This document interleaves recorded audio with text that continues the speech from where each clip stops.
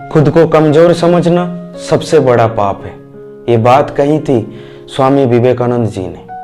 स्वामी जी भारत के सबसे महान स्पिरिचुअल लीडर में से एक थे, जिन्होंने हिंदू सनातन धर्मों को पूरे दुनिया के सामने पहुंचाया।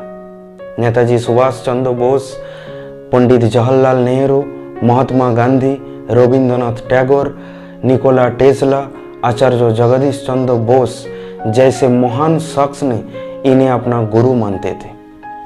नमस्कार दोस्तों, आज हम इस वीडियो में बात करेंगे स्वामी विवेकानंद जी के बारे में और सीखेंगे जिंदगी की 10 बातें इन महान आत्मा से। इसीलिए वीडियो बहुत ही इंपॉर्टेंट होने जा रहे हैं। वीडियो को लास्ट तक जरूर देखिए ताकि जिंदगी में आपका साथ दे सकूं। 1863 12 जनवरी कोलकाता की एक कुलीन कायस्थ परिवार में उन्होंने जन्म लिया था। पिता विश्वनाथ दत्त, माता भुवनेश्वरी देवी। उनका बचपन का नाम था नरेंद्रनाथ दत्त।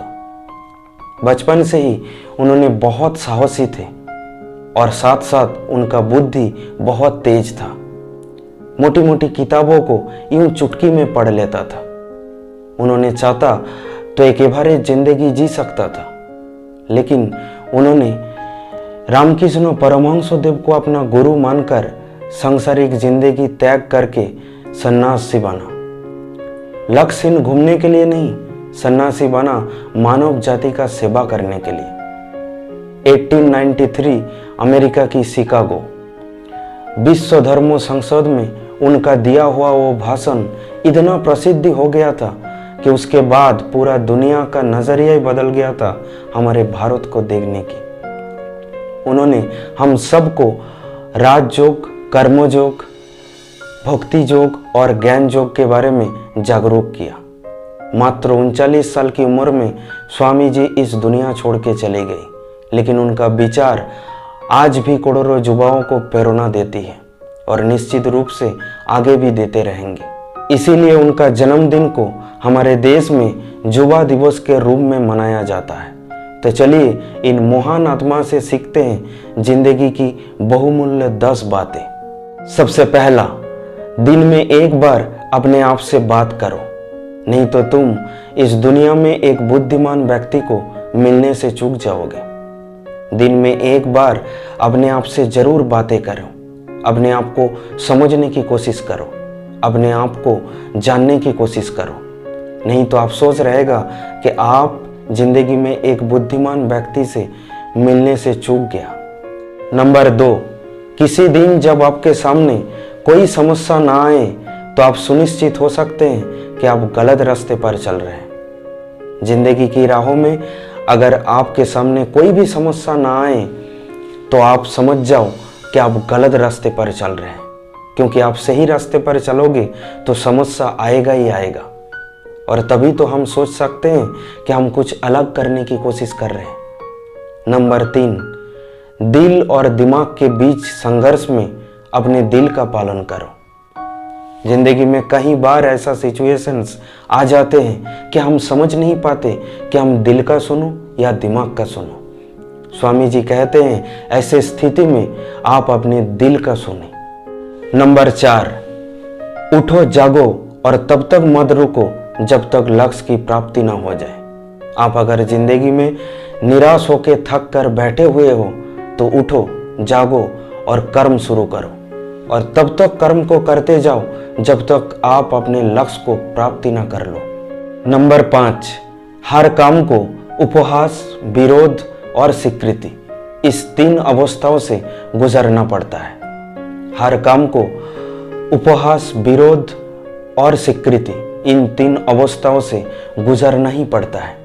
कोई भी काम का सबसे पहले लोग उसका मजाक उड़ाएगा, उसके बाद वो उस काम का विरोध करेगा और अंत में जाके वो सब लोग उस काम को स्वीकृति देगा। अगर आप जिस काम को कर रहे हो उस काम को अगर लोगों ने मजाक उड़ा रहे हैं या विरोध कर रहे हैं तो निराश मत होइए। आप बस अपने काम को करते जाइए, एक दिन जरूर आएगा वही लोग आपका काम को स्वीकृति देगा। नंबर 6, खुद को कमजोर समझना सबसे बड़ा पाप है। हम में से ज़्यादातर लोग जिंदगी में असफल बन के रह जाते हैं और इसका सबसे बड़ा कारण कि हम में से ज़्यादातर लोग अपने आप को कमज़ोर मानते हैं। हम नहीं कर पाएंगे, हमसे नहीं होगा, मुझ में इतना शक्ति नहीं है, वगैरह वगैरह। ये सारे बात हम सब कहते हैं और अपने आप को रोक लेते हैं। और इसी वजह से स्वामी जी ने कहते हैं कि अपने आप को कमज़ोर समझना सबसे बड़ा पाप है। नंबर 7, मौन क्रोध की सर्वोत्तम चिकित्सा है।